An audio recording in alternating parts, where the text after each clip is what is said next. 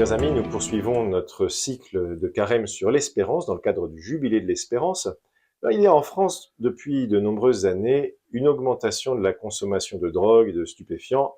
Cette recherche de paradis artificiels, qui sont en réalité parfois malheureusement des enfers bien réels, traduit un manque d'espoir de plus en plus fort. Quand ce manque d'espoir porte sur l'espérance du ciel, il s'appelle, au sens fort du terme, le désespoir. Dans cette vidéo et dans la suivante, alors que nous poursuivons, nous le disions, notre cycle de carême sur l'espérance, nous allons voir ce qui s'oppose à l'espérance. Étant donné que l'espérance porte sur la vie éternelle, c'est-à-dire que c'est grâce à l'espérance que nous croyons, que nous savons que nous pouvons arriver au ciel, bien on peut s'opposer à l'espérance, c'est-à-dire pécher contre l'espérance, de deux façons. Soit en pensant que quoi qu'il arrive, nous n'irons pas au ciel, ça c'est le désespoir, soit en pensant que nous n'avons plus besoin de faire d'efforts pour y aller. Et ça, c'est ce qu'on appelle la présomption. Alors aujourd'hui, j'aimerais vous parler du désespoir qui est un danger terrible parce qu'il menace notre bonheur éternel et même dès ici-bas notre bonheur terrestre. Comment quelqu'un peut-il être amené à désespérer? Alors comme aller au ciel, ce qui est l'objet de l'espérance, c'est un bien difficile à atteindre, mais possible, on peut désespérer soit parce qu'on considère qu'aller au ciel n'est pas un bien, soit parce qu'on considère que c'est un bien impossible à atteindre.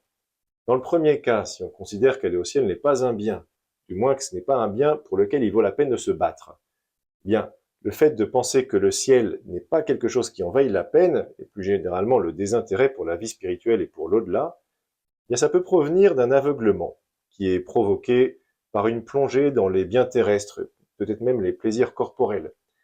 Ça rend la personne incapable d'apprécier les biens spirituels. L'amour désordonné des biens terrestres, c'est-à-dire par exemple la gourmandise, la soif de richesse, la luxure, la soif de pouvoir, pousse au désespoir. Il suffit pour s'en convaincre de regarder autour de nous. Nous vivons dans une société qui est à la fois très matérialiste et très dépressive. Quand on met son espérance qu'en des biens terrestres, eh bien on ne tarde pas à être déçu, et cette déception nous plonge dans le désespoir. Et à son tour, le désespoir projette la personne dans ce qui peut lui procurer un instant de soulagement. Elle se réfugie de façon désordonnée dans les biens terrestres, qui lui font momentanément oublier qu'elle n'est pas heureuse ici-bas sur la terre, la luxure, la drogue, etc. Quand ce moment passe, elle retombe dans le désespoir. Donc c'est un cercle vicieux, mais il est possible d'en sortir. Par la prière, en demandant à Dieu l'espérance, par la confession et par la lutte pour mener une vie droite et sincère. Dans le deuxième cas, la personne pense que le ciel est un grand bien, mais elle s'imagine qu'elle ne pourra pas y aller.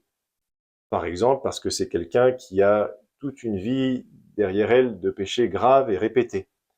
Face à la laideur du péché, cette personne risque de penser que Dieu n'est pas suffisamment miséricordieux pour lui pardonner.